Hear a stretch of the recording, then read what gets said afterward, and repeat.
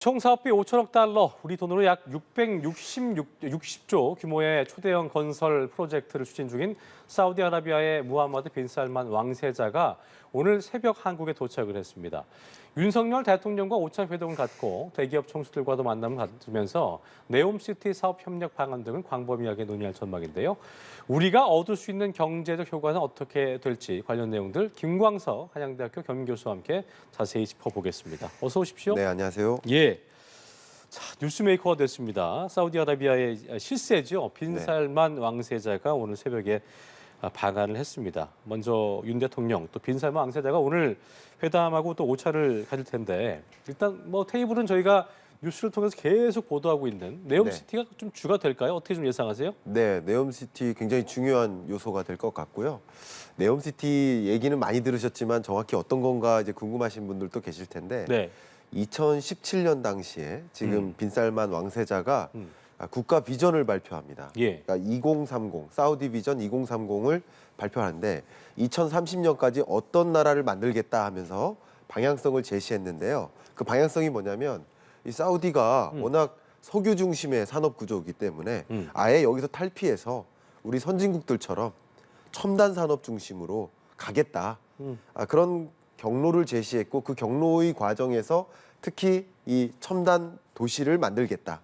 친환경 첨단 도시를 만들겠다라고 이렇게 이야기한 곳이 네옴시티고 네옴시티가 이제 사우디하고 이집트하고 사이에 있는 그 반도 영역에 있는 하나의 거대 지역인데요. 네. 이 지역을 그냥 어떻게 보면 황무지에서 그냥 첨단 도시로 만들어 보겠다. 지금 그림에 나온 저 황무지. 그렇죠? 그렇습니다. 예. 네, 그렇게 생각하시면 좋겠습니다. 그렇군요. 자, 지금 뭐 엄청난 그 수행원들을 데리고 방한을 한 것으로 전해지고 있으면서 여기서 이제 프로젝트 때문에 우리나라가 상당히 적극적으로 좀 뛰어들 것이고 네. 기업 총수들과도 만남을 갖게 될 텐데 네.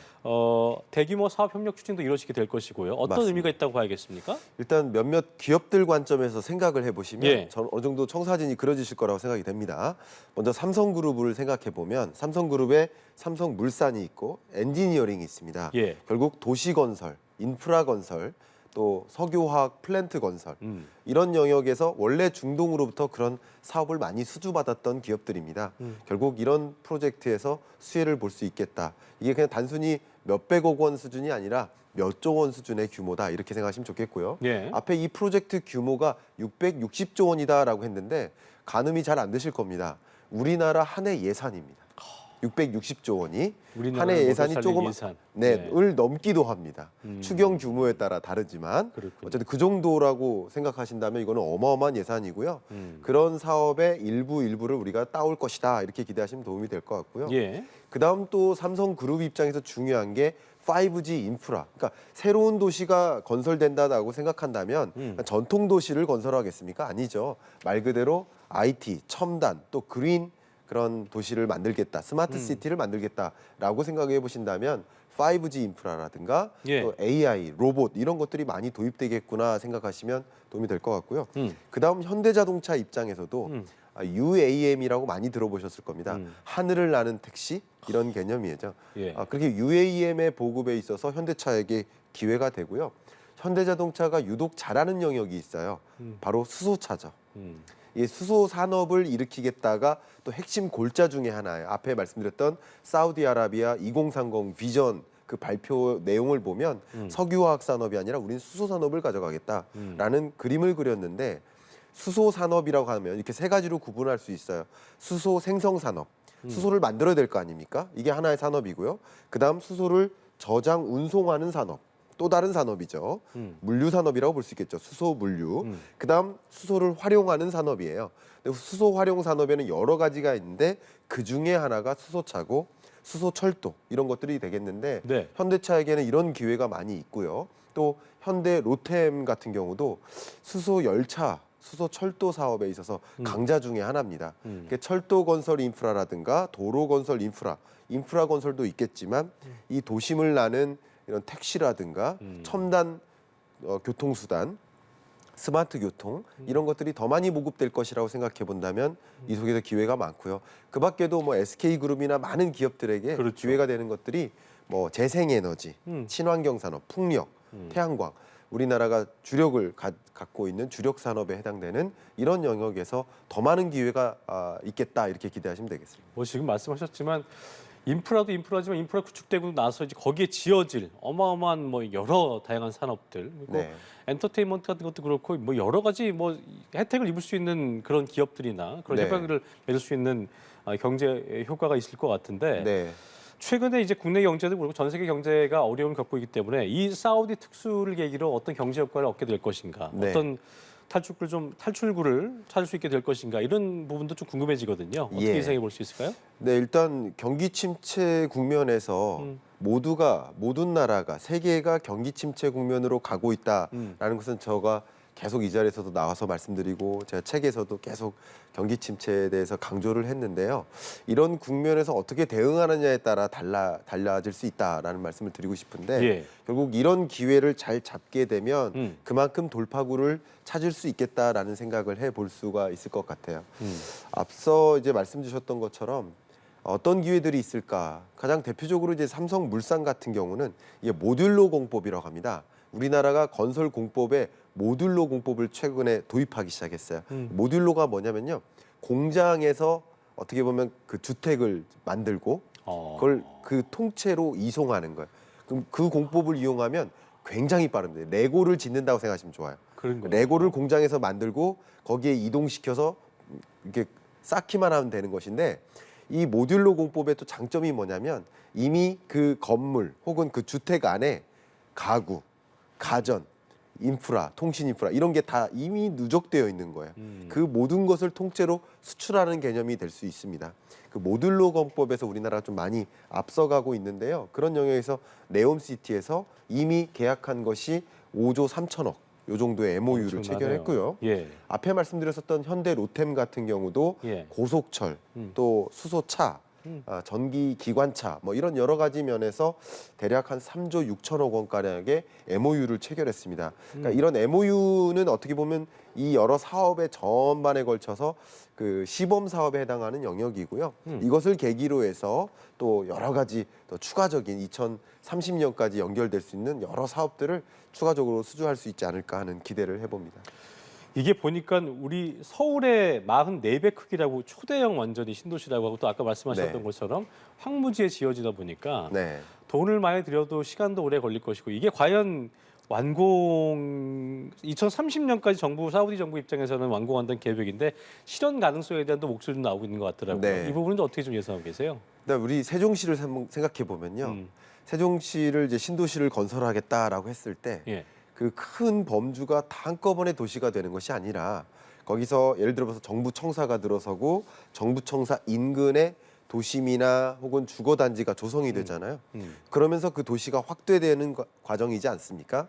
역시 이 네옴시티도 그 거대한 규모가 일괄적으로 동시에 거대한 도시로 성장한다 이렇게 생각하시기보다는 예. 어떤 특정 영역을 중심으로 첨단 도시가 구성이 되고 그것을 바탕으로 해서 도시가 더 확대될 것이다 이렇게 생각해 보시면 일반적인 그 도시 설계 과정이 그렇게 전개될 거라고 생각한다면 이게 불가능한 일이라고 생각하는 것이 좀 오히려 좀 이해가 안 되지 않나. 그렇군요. 우리 신도시 건설도 추진되고 있다시피 이렇게 막대한 자본력을 가지고 투자하면 뭐 안 될 것이다라고 보는 것이 더 이상하지 않을까 그런 생각이 듭니다. 알겠습니다. 어쨌든 이 네옴시티에 대한 기대감은 엄청나게 커져가고 있고 빈 살만 왕세자와 우리나라 기업들의 또 어떤 만남이 있을지도 차근차근 또 짚어보도록 하겠습니다. 네. 자, 경제 얘기 좀 해보죠. 원달러 환율 최근에 안정세를 좀 보였었는데 다시 1,330원대로 조금 오른 모습을 보이고 있어요. 근데 네. 이게 경기 침체 우려 때문에 연준의 긴축 속도 조절에 대한 기대가 계속 나오다 안 나오다 막 그냥 그 여러 뭐 예측들이 있었고 네. 연준 내에서도 매파와 비둘기파의 어떤 발언이 다르기도 했고 네네. 그런 기대가 좀 약화된 이유라고 봐야 될까요? 어떻게 좀 예상하셨어요? 네, 그런 것들이 동시에 여러 가지로 산발적으로 작용하는 과정이다 이렇게 생각이 되고요. 연준 그 위원들이 어떻게 보면 우리나라로 치면 그 한 분 한 분이 한국은행 총재급이잖아요. 그렇죠. 그럼 그 한 분 한 분이 다양한 포럼에서 다양한 방송에서 한마디 한마디 하는 것이 굉장한 무게가 실릴 겁니다. 이슈가 되고 있고요. 예. 근데 중요한 것은 골자를 이렇게 가져가시면 도움이 될 것 같아요. 그동안에는 만장일치 성격으로 그냥 자이언트 합시다. 가라라는 흐름이었어요. 어. 그런데 지금의 이견이 없이. 이견 없이 가는 거죠. 근데 점점점 지금에 와서는 FOMC 회의 이번에 11월 회의 끝나고 지금에 와서는 이게 갈등을 갖고 있어요. 누군가는 빅스텝이 필요하다. 아니면 금리 동결해야 된다. 누군가는 아직도 자이언트 필요하다라는 식으로 갈등을 가져가고 있는 양상 자체가 금리 인상 속도 조절론이라고 생각하시면 좋을 것 같아요. 그렇군요. 단순간에 모두가 만장일치로 빅스텝으로 단행하진 않습니다. 네. 그런 이견이 조화를 이루는 과정. 그러니까 회의를 하는 겁니다. 이틀씩이나 회의를 하지 않습니까? 그 FOMC 회의 자체가 그러니까 회의를 하면서 그 여러 가지 의견. 우리 보니까 경기 침체 너무 심각해. 우리 주는 특별히 지금 뭐 금융시장도 불안해. 그러니까 금리 인상하면 안 돼. 이런 식으로 주장을 할 수도 있고 아니다. 우리 주 같은 경우는 물가 도저히 못 잡고 있다. 그러니까 서로 주장이 다를 수 있고 바라보는 데가 좀 다를 수 있습니다. 그러나 이렇게 이견이 계속 나오고 이견을 바탕으로 해서 갈등 혹은 다툼, 디베이트라고 하죠. 디베이트가 이루어지고 있는 논쟁이라고 과정, 하죠, 그죠? 그렇죠. 그런 과정 자체가 말 그대로 금리 인상 속도 조절론을 지지해주는 것이다 이렇게 생각하시면 좋겠습니다. 어쨌든 한쪽으로 쏠려 있는 일방적인 원사이드 어떤 그런 의견이 아니기 때문에 이렇게 네. 충돌이 있는 것 자체가 네. 점점 속도 조절론의 힘을 싣고 있고 그렇게 네. 좀 흘러가고 있는 좀 더 이전보다 안정을 갖는 모습이다라고 좀 해석을 해볼 수 있겠다는 말씀이신가요? 정확하십니다. 그렇죠. 금리 네. 인상 속도 조절이 실제 단행되기 전에 이런 시그널들을 보시면 되는 거예요. 그렇군요. 속도 조절이 있겠구나. 예, 이렇게 양상이 그렇다면 뭐 오늘 환율 상승 약간 있었던 거는 큰 의미로 유의미하다 볼 수는 없는 걸까요? 근데 환율이 매일 똑같지는 않지 않습니까? 하루에도 수십 번씩 계속 급등락을 하니까 네. 그런 양상이라고 볼 수 있고요. 네. 급등락을 반복하면서 어쩌면 이 환율의 정점은 이제 찍고 어느 정도 안정화된다. 다만 이것이 약달러로 전환된다는 뜻은 아닙니다. 약세로 전환되기는 어렵습니다. 지금도 강달러잖아요. 맞아요. 강달러 기조가 어느 정도 꺾인 것이다. 이 정도로 생각하시면 도움이 되겠습니다. 자 그렇다면 연준 고위 인사들이 이제 아까도 얘기하셨습니다만 매파적 발언을 내놓고 있는 우리로 치면 한국은행 총재급의 그런 어떤 영향력 있는 그 힘을 갖고 있는 분들 네. 이분들의 발언이 상당 폭의 금리를 내년까지 올려야 된다는 뭐 의견도 많이 있잖아요. 이런 네. 발언들의 어떤 의미라고 본다면 예.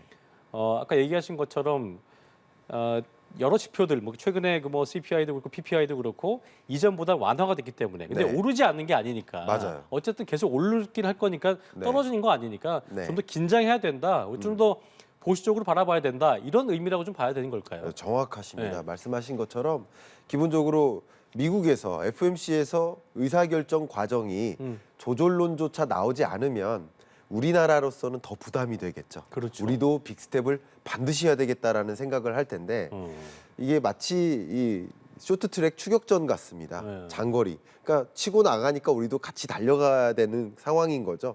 근데 그렇게 치고 나가지 않으면 우리도 같이 살살 달려서 1등만 하면 되는 거거든요. 약간 그런 그림이라고 생각해 보시고요. 우리나라 대내적으로도 이 채권 시장의 문제가 지금 부상하고 있기 때문에 그렇죠. 레고랜드 이후에 그렇죠. 그럼 금리 인상이라는 것을 그냥 마음 놓고 단행하기가 부담이 많이 됩니다. 그런 와중에 금리 인상 속도 조절론이 부상한 것은 우리에게 금리 인상 스탠스를 조금 조절해도 된다라는 사인으로 우리나라 금통위 위원들은 판단할 것이라고 생각하고 있습니다. 이창용 총재 늘 머리가 골치 아프실 텐데 이번에 인플레이션 미국 인플레이션 고점 찍었다는 어떤 이런 예상들이 나오면서 베이비 스텝 정도로 인상할 것이다. 아니면 한미 금리 차가 많이 벌어져 있기 때문에 네. 이번에도 뭐 빅스텝을 할 것이다. 여러 네. 예상들이 있었는데 미국이 자이언트에서 빅스텝 정만 나오니까 우리는 빅스텝에서 베이비로 할 것인지 아니면 네. 빅스텝을 그대로 유지할 것인지 어떻게 좀 예상하고 정확히 다음 주죠. 예, 저는 개인적으로 베이비로 보고 있습니다. 베이비로. 왜 그러냐 하면 이미 금리 차가 벌어진 것은 변수가 아닙니다. 이미 금리 차가 벌어진 것을 용인했고 금리 차가 조금 더 벌어지나 덜 벌어지나 이게 그렇게 중요한 과제가 아니에요. 지금 우리나라 경제 자체가 과제가 된 겁니다. 채권 금리가 이렇게 높게 솟은 과정에서 돈맥 경화 현상 이거 굉장히 걱정되는 대목이거든요. 그런 것을 바로잡기 위한 액션 그러니까 금리 인상 스탠스를 좀 완화시키지 않을까 하는 생각을 해봅니다. 자 끝으로 이거 내년 금융투자 소득세 이것 때문에 지금 뭐 많은 투자자들도 좀 설왕설래한 것 같고 네. 뭐 여러 의견들이 있는 것 같습니다. 이거 도입 여부를 놓고 논란이 좀 이어지고 있는 상황인데 금투세가 지금 어떤 법이고 시행된다면 네. 어떤 게 달라지길래 그리고 이게 또 찬반이 나오고 있잖아요. 네네. 이게 유예가 될 것인가에 대한 뭐 얘기도 나오고 있고 네. 어떻게 되는지 좀 종합적으로 얘기 듣고 마무리 짓겠습니다. 일단 금융투자소득세라는 것은 여러분이 주로 금융투자하시는 것, 주식투자가 다 대표적이고요. 채권투자, 펀드투자, 파생상품 투자 이런 여러 영역에서 발생하는 소득에 대해서도 과세를 부과하겠다라는 것이 금융투자소득세라고 볼 수 있겠고요. 예. 다만 이것이 2020년 세법 개정 합의로 결정된 것이고요. 지금은 23년을 준비하는 시점이잖아요. 근데 이걸 그대로 놔두면 23년 1월부터 시행됩니다. 근데 중요한 것은 이게 2020년이 대세 상승장이었잖아요. 그때는 어떻게 보면 이 버블을 좀 잠재우기 위한 그리고 많은 소득이 영위됐기 때문에 부담을 덜 줄 수 있는 것이지만 지금 상황에는 이미 주가가 많이 조정됐기 때문에 도입하는 것이 무의미하다 혹은 악영향을 더 미치겠다. 주가를 급락시키고 경기 침체를 또 만들 수 있다 하는 우려들이 많기 때문에 유예 여부를 결정하는 과정이라고 생각할 수 있겠습니다. 알겠습니다. 지금까지 경제읽기 김광석 교수와 함께했습니다. 오늘 말씀 고맙습니다. 감사합니다.